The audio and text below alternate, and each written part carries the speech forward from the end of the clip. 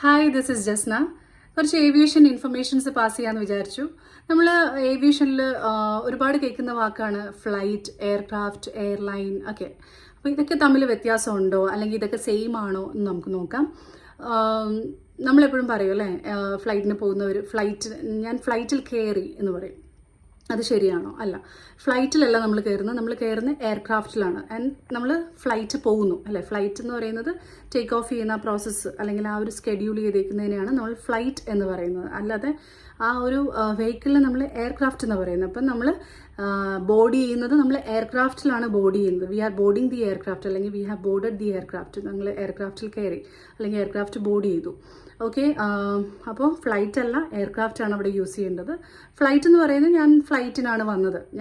അതായത് നമ്മളിപ്പോൾ കാറിൽ ഡ്രൈവ് ചെയ്ത് വന്നു എന്ന് പറയുന്ന പോലെ കാറിൽ കയറി ഡ്രൈവിന് പോയി എന്ന് പറയുന്ന പോലെയാണ് ഫ്ലൈറ്റിലാണ് നമ്മൾ വന്നതെന്ന് നമുക്ക് യൂസ് ചെയ്യാം.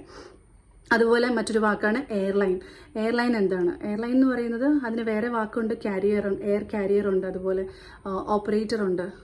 അപ്പോൾ ഇതൊക്കെ എല്ലാം സെയിം ആണ്.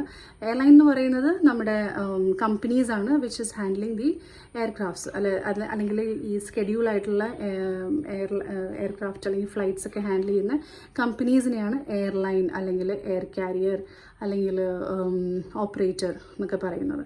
ഓക്കെ, അത് എക്സാമ്പിൾ പറയുകയാണെങ്കിൽ IndiGo, air India express, Vistara, international Qatar Airways ഉണ്ട്, പിന്നെ അതുപോലെ എമിറേറ്റ്സ് അല്ലേ.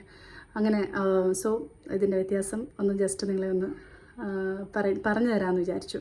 Thank you.